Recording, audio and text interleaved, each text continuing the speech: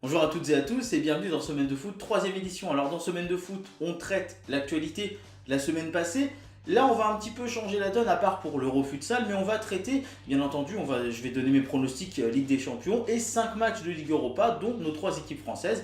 C'est parti, premier sujet. Les huitièmes de finale de Ligue des Champions vont avoir lieu mardi et mercredi. Il y en a donc 4 au programme. Et je vais donner mon avis sur les 4. On va essayer de faire le plus vite, le plus clair, le plus précis possible. Juventus-Tottenham. Alors je rappelle juste que celui qui reçoit au match aller a fini deuxième de sa poule. Celui qui va à l'extérieur au match aller a fini premier de sa poule. Comme ça, vous l'aurez pour les matchs suivants. La Juve, tactiquement, c'est très fort. On l'a vu à Naples, on l'a vu face à l'AS Rome. Ça laisse facilement la possession, sans problème. Ça joue avec un milieu qui est solide et technique. Un Matuidi, Pjanic, Khedira. Une défense qui est très solide elle aussi, très solidaire surtout, menée par un excellent Chiellini. Et devant, ça peut faire très mal avec Higuaín qui monte vraiment en puissance. Mais on attend quand même plus de Dybala en Ligue des Champions. Tottenham a plus un jeu en contre quand même, peut jouer à 4 défenseurs, à 5 défenseurs. Et à 5 défenseurs, ça peut faire très mal puisqu'il y a 3 défenseurs très solides dans le centre de la défense. Mais vous avez les arrières latéraux qui peuvent déborder et centrer, avoir les passes décisives de Trippier, de Davis et de Aurier par exemple. Et devant, ça peut faire très mal. Harry Kane, ça peut faire bim, bim, bim. Ça fait très mal. Il marque beaucoup, Harry Kane. Déjà 6 buts, je crois, dans cette Ligue des Champions. Son qui marque aussi déjà 3 buts dans cette Ligue des Champions. Et Dele Alli, 3 passes décisives dans cette Ligue des Champions, sans oublier Eriksen. Donc ça peut faire très mal, surtout dans le jeu rapide. Donc là, moi, je l'ai déjà dit, la Juve, pour moi, ça fait partie des favoris. Et justement, parce que cette Juve peut emmerder tout le monde d'un point de vue tactique, là, je vois la Juve gagner 1-0 face à Tottenham. On passe au deuxième match. Manchester City, le duel des extrêmes, le top européen là au niveau du jeu. City, si on se fie qu'au jeu, City est largement favori de cette Ligue des Champions. Et puis le petit pousset, le FC Bâle, qui s'en sort très bien, qui fait des belles perfs. 5-0 face à Benfica, 1-0 face à Manchester United en poule. Malheureusement, tu peux te foirer complètement en perdant 2-1 contre le CSKA Moscou. Alors que City, 5 victoires lors des premiers matchs. On perd le dernier match à Donetsk, mais parce qu'on fait tourner. On bat Naples au match aller et au match retour. C'est très fort offensivement. Alors là, ils ont pris quelques buts contre Naples, mais sinon, c'est la meilleure défense de Première Ligue. Et ça peut venir de partout. Agüero, Gabriel Jesus, Sané, Sterling, le renfort d'Aymeric Laporte. C'est ouf, Manchester City. Alors à Bâle, on n'oublie pas qu'il y a des joueurs qui peuvent faire la différence, comme El Younousi par exemple, qui peut faire tourner la tête des défenseurs de City, comme Oberlin qui a déjà marqué 4 buts dans cette Ligue des Champions. Ah ouais, je vois City largement favori, City qui va avoir la possession du ballon, mais une large possession du ballon, le temps d'attaquer. Je suis pas sûr qu'il se fasse beaucoup prendre en compte. Je vois une victoire de Manchester City 3-0. À Real Madrid, Paris Saint-Germain, l'affiche attendue par toute la France, en particulier par les supporters parisiens, mais quand même par toute la France. Le truc, c'est que là, les phases de poule ont été pas mal pour le Real, qui finit deuxième derrière Tottenham, et très bonne pour le PSG qui finit premier devant le Bayern. Et surtout un Paris Saint-Germain, plus grosse attaque de la Ligue des Champions. 25 buts marqués avec du Mbappé, avec du Neymar, avec du Cavani, avec du Di Maria qui revient dans une forme exceptionnelle. Tu peux te dire que là, il y a une puissance offensive de dingue. Et au Real, on l'oublie. On l'oublie, mais le meilleur buteur de cette Ligue des Champions, c'est Cristiano Ronaldo. 9 buts en 6 matchs et il a marqué dans les 6 matchs de poule. On l'oublie un petit peu vite, mais Ronaldo, il est présent en Ligue des Champions. Il va y avoir une grosse bataille du milieu, des milieux techniques, des milieux qui peuvent avoir de la puissance, de l'impact physique, quand je pense à Casemiro par exemple. Donc on va avoir une grosse bataille au milieu, et ce qui me fait peur chez les deux équipes, c'est un petit peu les largesses défensives, les petites fébrilités qu'il peut y avoir par moment dans certaines relances pour certains joueurs, et dans certaines baisses de forme pour certains joueurs du côté du Real. Le truc pour le PSG, c'est qu'il faut franchir un cap. Alors même si d'habitude, c'est le cap des quarts de finale qui pose problème, je vous rappelle, lors des 5 dernières saisons, 3 fois le Barça, une fois City, une fois Chelsea, et bien là, il va falloir passer les 8e et le Real, et je vois le PSG peut-être laisser la possession de balle au Real, mais en tout cas faire un partout, donc match nul, un partout à Santiago Bernabéu.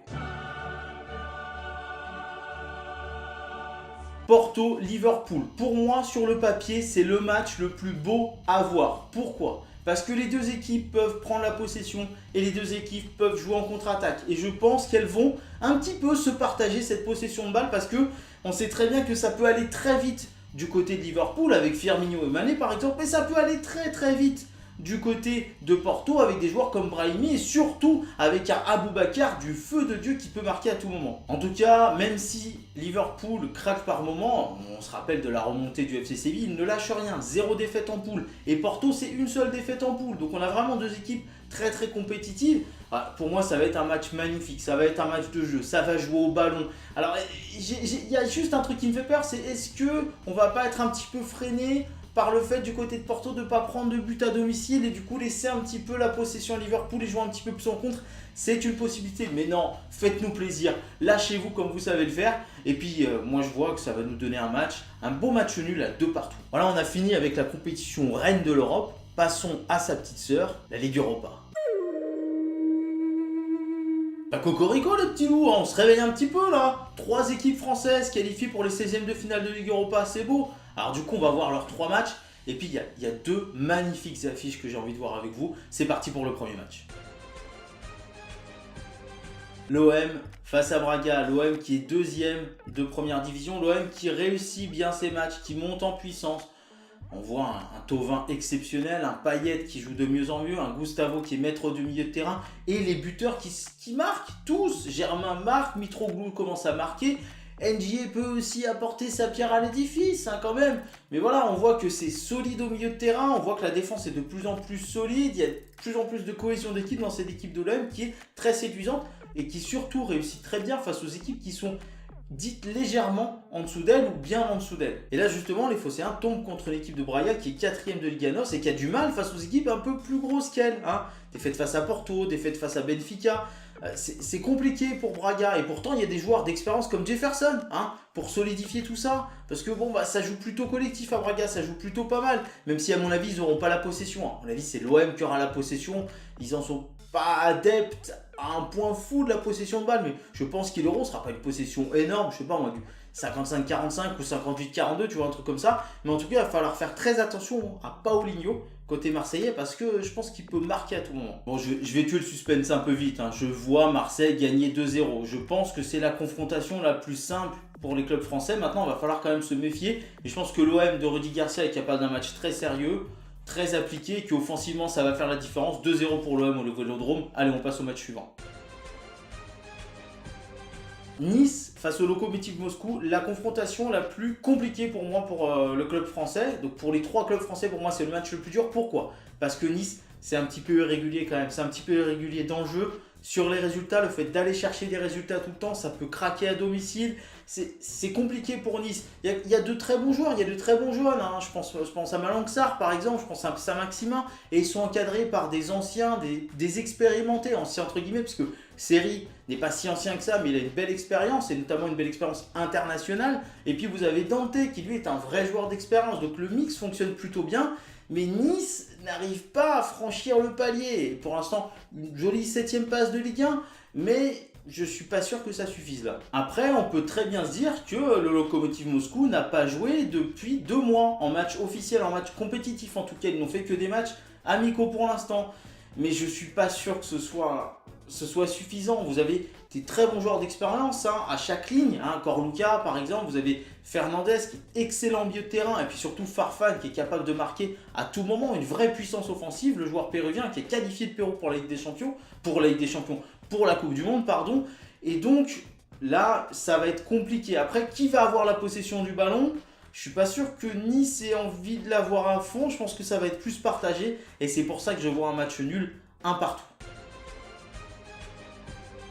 Alors, OL Villarreal, ça va être une confrontation très très serrée. Vous avez Lyon 4e de Ligue 1, Villarreal qui est 5e de Liga, Villarreal qui est adepte des très bons coups, la victoire à Valence, la victoire au Real dans les dernières minutes après avoir été dominé tout le match. Et vous avez un Lyon qui joue bien, est agréable à voir jouer, mais est irrégulier. Il y a des irrégularités de concentration, il y a des irrégularités au niveau de la défense, on est un petit peu... Et souvent on se fait prendre en contre ou dans le jeu de transition, et ça c'est le point fort de Villarreal, et ça c'est le problème pour l'Olympique Lyonnais. Gros duel, Mariano Diaz face à Bacha, ou Baka, je ne sais pas comment vous le dites, on va dire Baka, voilà. Mais gros duel de buteurs en tout cas, un Diaz qui prend l'ampleur. On sait qu'offensivement, les Fekir, les Traoré, les Memphis Depay, les Mariano, ça peut faire très très mal à Villarreal. Villarreal qui est une équipe homogène, qui est une équipe qui est plutôt solide défensivement, on l'a vu dans le match face au Real Madrid et qui peut être capable de bons coups. Donc dans ce match, je vois une victoire de Lyon, mais pour moi, ils vont se prendre un but, donc 2-1 pour l'Olympique Lyonnais.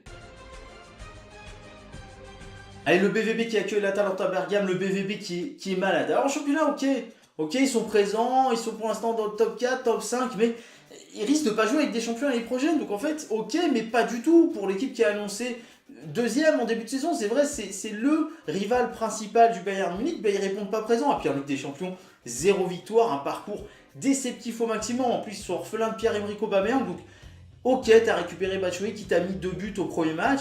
Il va falloir faire beaucoup mieux et surtout être beaucoup plus solide défensivement parce que c'est un gros problème pour le BVB. En face, l'Atalanta, c'est sérieux, c'est solide, c'est appliqué. C'est 7ème du championnat de Serie A, c'est toujours en course pour aller en Europa League la saison prochaine et ils sont à leur place. Donc avec de très bons joueurs comme Gomez par exemple, vraiment un milieu de terrain qui est très solide, une défense qui est appliquée, l'Atalanta va vouloir laisser la possession de balle, je pense à Dortmund. Et ça, le BVB, ben, ils aiment pas trop, ils préfèrent procéder en contre, ils préfèrent le jeu rapide. Je suis pas sûr que ça leur plaise beaucoup. Pour toutes ces raisons-là, je vois un match nul, un partout entre les deux équipes. Et on y va pour ce qui est pour moi la plus belle affiche de cette Europa League, de ces 16e de finale, Naples-Leipzig. Deux équipes qui ont été reléguées de la Ligue des Champions, un Naples qui a fini 3e de son groupe, du groupe où il y avait Manchester City et Donetsk. Et puis Leipzig qui a fini 3e du groupe où il y avait Beşiktaş, Porto, il y avait Monaco qui s'est fait rincer tout le long. Alors Naples, c'est magnifique, c'est un jeu alléchant, c'est de la force offensive, un Mertens qui marque, un Callejon qui déborde, qui crée du jeu, un Insigne qui fait la même chose de l'autre côté. Vous avez un milieu de terrain qui est très solide, notamment avec Alan, un joueur que j'aime énormément, ce joueur Alan avec Hamšík aussi. Et une défense où ça tient la route. Alors il manque Roulam, bien entendu, on le sait, c'est un petit peu dommage parce que j'aime bien le petit Roulam. Mais bon, en tout cas, la défense tient la route, c'est solide, c'est une belle équipe qui joue la possession du ballon. Et je pense que de toute façon, ils vont l'avoir face à Leipzig. Alors Leipzig, c'est pas mal si vous voulez, avec un Timo Werner qui peut être excellent, avec un milieu de terrain, avec le petit Naby Keita qui, je pense, l'été prochain va partir pour un plus gros club comme Liverpool. C'est possible. Mais le problème, c'est que c'est fébrile défensivement. Leipzig, c'est beaucoup trop fébrile défensivement. Alors, ils vont laisser la possession de balle pour procéder en contre et compter sur la vitesse de Werner. Mais je pense pas que ça tienne longtemps la route. Et je vois une victoire de Naples 2-0. Et allez, on va finir avec le coup de cœur de la semaine. Mon coup de cœur, c'est l'Euro Futsal en Slovénie. Alors, ça se déroulait à Ljubljana. Alors, ça se déroulait. Il y a les finales encore. Aujourd'hui, 18h, la finale pour la 3e place. Aujourd'hui, 20h45.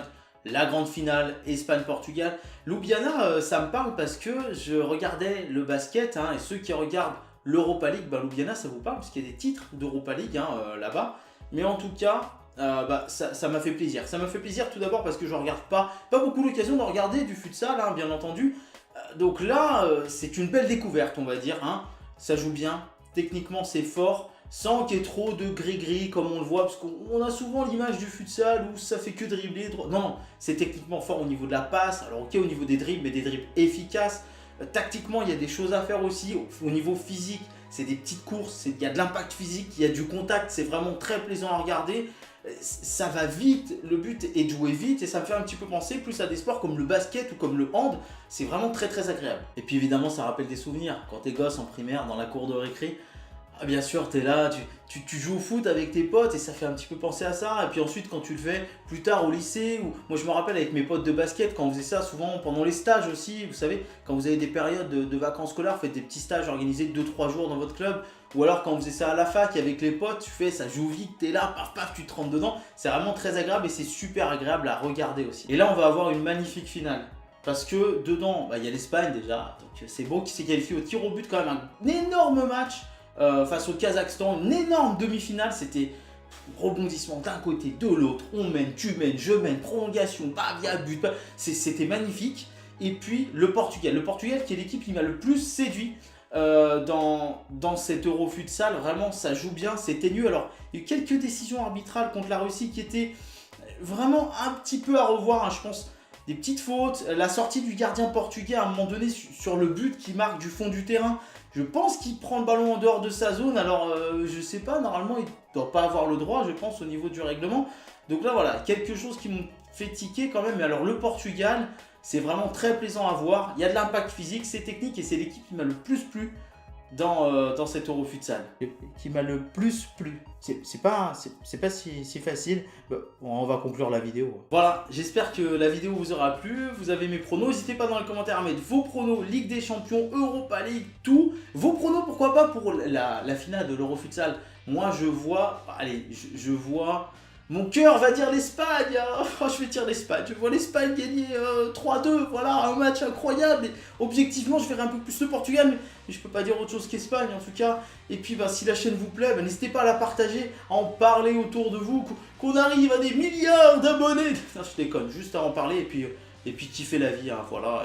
Et puis abonnez-vous, soyez de plus en plus nombreux, que mon foot à moi devienne notre foot à nous.